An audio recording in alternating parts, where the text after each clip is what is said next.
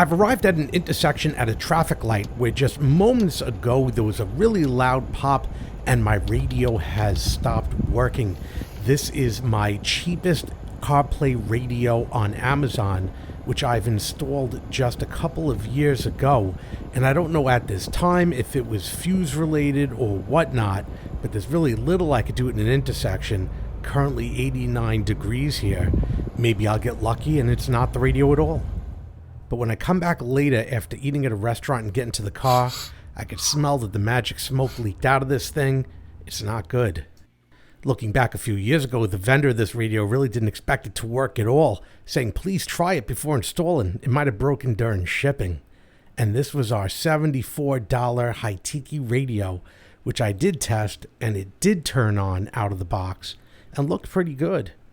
However, slightly the wrong size to fit into any standard double DIN faceplate, requiring substantial modification, which I was very proud of, because at that time there were limited options for installation into a Chevy Cobalt, so doing all of this manually allowed this to be seamlessly installed into the Cobalt without it looking like garbage. And while everybody said it would ultimately fail, I believe them. But since I put in so much work into this radio, I want to know why it failed and if it could be fixed.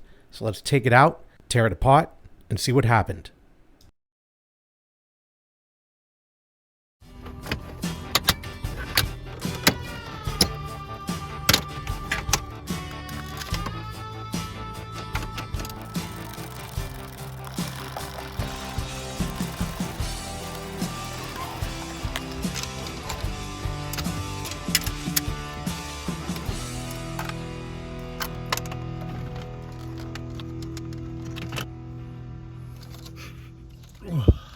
That radio unit smelled hideous, but I didn't see any external burning on it and no burning or melting from these cables.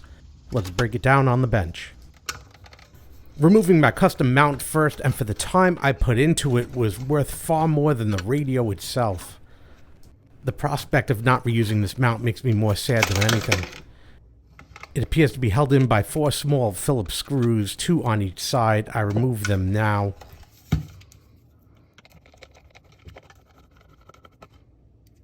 As I open up the unit, no surprise, mostly empty, and I could see off to the back wall our first sign of trouble. There's an IC fastened against the back of the unit, most likely is a heatsink, and we could see there just behind that 47 microfarad capacitor is some burning, probably the cause of the smell and release of the magic smoke. Unscrewing the bracket now to release that IC from the back cover. And we can see the bracket laying there on the back of the LCD screen, and there's a brown mark burned into the bracket itself. Pulling out the rest of the screws now so that whole circuit board could be removed for inspection.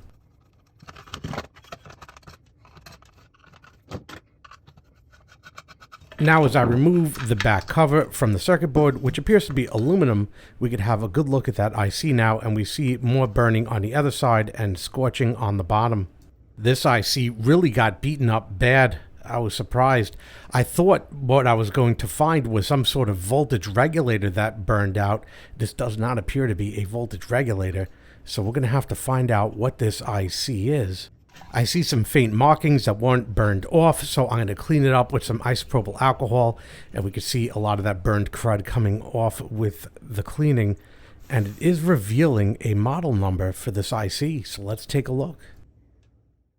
So this is a Yankee Delta 7388 4-channel amplifier. This is actually the amplifier section of the radio, and this is 25 watts per channel AB amplifier with 10% total harmonic distortion at 25 watts per channel for a total of 100 watts in this little package, or at least that's what it advertises.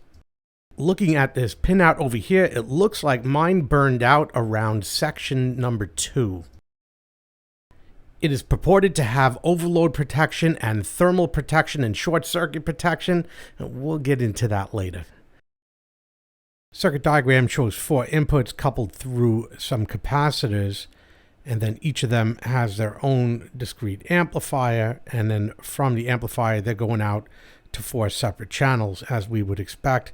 There's also an input over here with some filtering, and that also feeds all of these, as well as a mute, and that mute cuts off all 4 channels as well.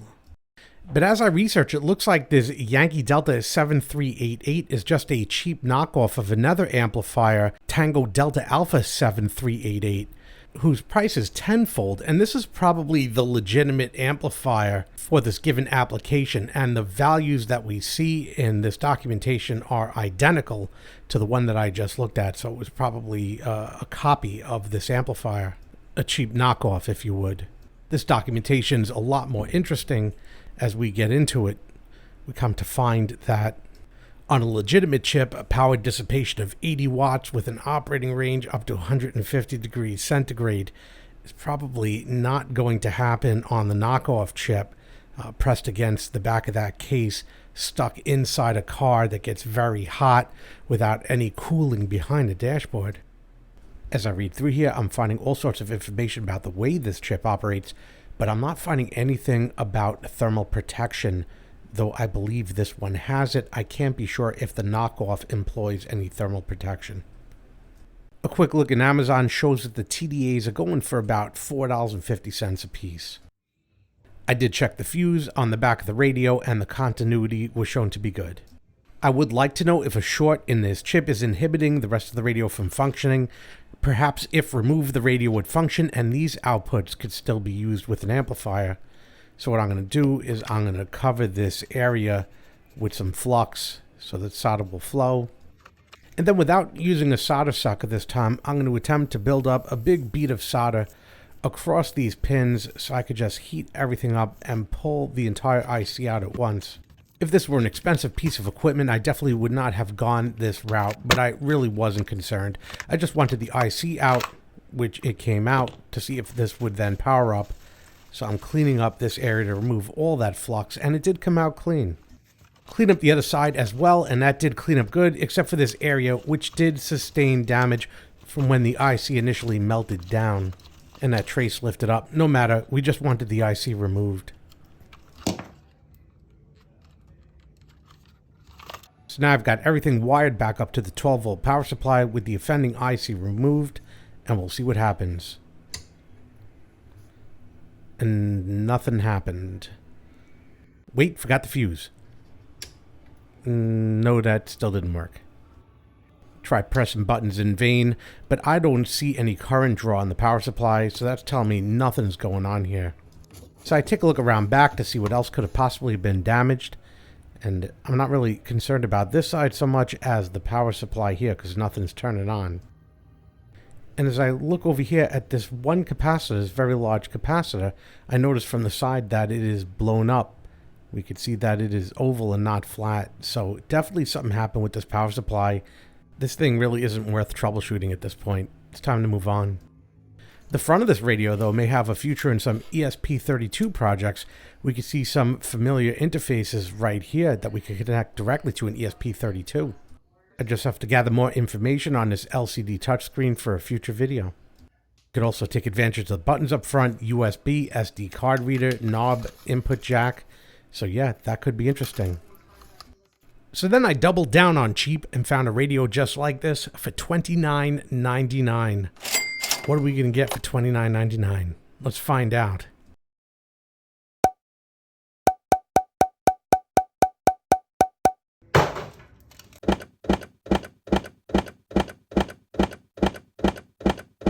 This came with everything the other radio came with, and it has the external microphone. As I picked this up to have a look at it, it looks like it was made in the exact same factory on the same assembly line. Almost entirely identical, but the back feels almost like plastic. I don't know what to make of it on this one, but aside from that, nearly identical construction here. 2 screws on the side opens it up. Again, here's the covers side by side. Some minor differences shown here, possibly for better cooling, maybe. I don't know. I just know they're extremely similar, but slightly different. The front, again, almost nearly identical. The new one also has an internal mic, but the option of an external mic from a rear jack. Actually felt compelled to scrape the back cover on the new one to see if there's actually metal under there. And there is. It is actually a metal cover, but the back cover. It just feels half the weight of the other cover. So I don't know what type of alloy that is, if it's like plaster metal or whatever. But yeah, it's metal. And again, they did actually include the microphone on the $30 radio. So there's that. I'll assume that this internal mic is disconnected when the rear mic is plugged in. So we'll disassemble the new one so we can have a look inside, and I imagine it's going to be very similar to the old one. But we'll see anyway.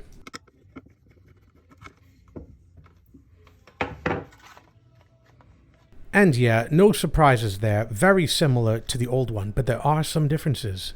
We'll get a side-by-side going here. We have the same heatsink for the amplifier in the back of the case that'll ultimately fail. What looks like the processor now has a heatsink on it, probably to stop glitching. An abundance of shielding has now been added to the RF section. For better or worse, the power supply section is entirely redone. We'll reassemble everything now and try it out on the bench, as is encouraged by the user manual, to make sure the radio is operating before assembly into the automobile. Using the same power harness we used to test the other radio, we turn on the power supply, and after a short delay, we see that the radio does come on. And yeah, for a $30 radio, it doesn't look terrible.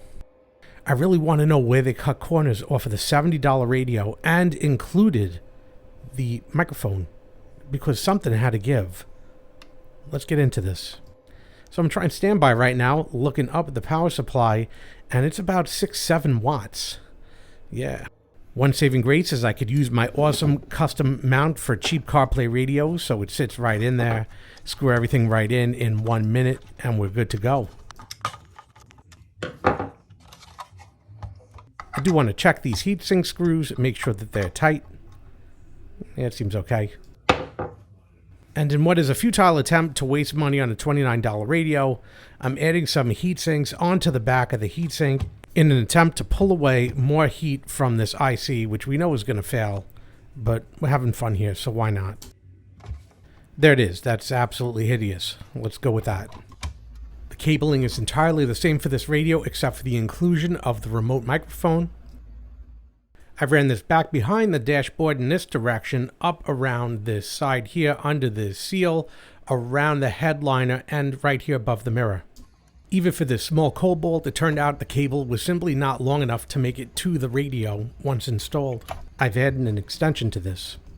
The radio knob seemed okay. I'm listening for static in all 4 speakers, making sure the connections are good, and then I'm trying to find me a station to listen to. Can't have any music on YouTube, so I gotta be careful. And you'll notice that as I'm doing this, I'm really trying to hit these buttons, and I'm having a difficult time, sometimes pressing it multiple times in order to get it to actuate. Going through the menus, and it's just essentially a different play on the same software as the other radio, just a different look and what have you. Maybe some modified features, maybe some slightly upgraded features, but basically all the same. Like this one has a full graphic equalizer with different types of presets. And a button up here which changes this from blue to yellow. Okay.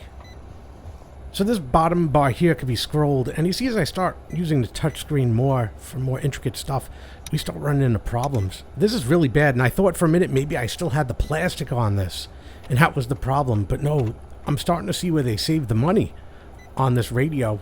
It's in the screen, because the screen is horrendous.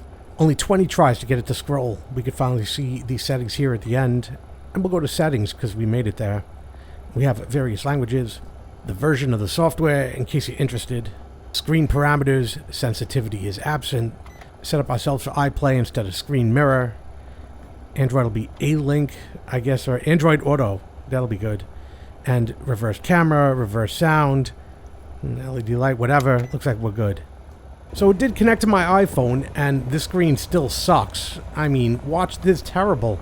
And it already glitched out like 3 times in the first 5 minutes, disconnecting from my iPhone.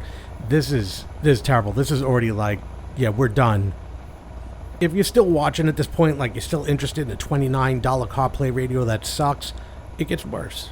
Because the testing of the phone with the microphone was inaudible. It was actually worse than the built-in mic on the other radio, which I found very surprising. Music quality was exactly the same as it was on the other radio, which stands to reason because it had the exact same amplifier, though it's destined to fail within a year or two. Disconnecting from iTunes for no reason makes it useless for music as well, making this $29 radio completely useless for anything in your car other than to lighten your wallet. Now, the wife made me return this radio to Amazon. Reason was returned is didn't function as advertised. It did not function as a radio because it is a piece of crap. And I did return it. And this is the second cheapest radio on Amazon I've had in this car. And at this point, the boss said enough is enough. And you're finally getting a decent radio in your car after 2 years. So my custom mount finally being retired and packing up this radio, it's time for something new. But that's for a different video. I hope you found this video enjoyable, entertaining, and informative. Do me a favor, hit that like button down below. Helps me out a lot when you do. And that subscribe button for more videos like this when they come out. When the next video comes out, a link will be posted in the top right corner. Again, I hope you enjoyed this video. Thanks for watching. Thanks for watching. Would you like to reply?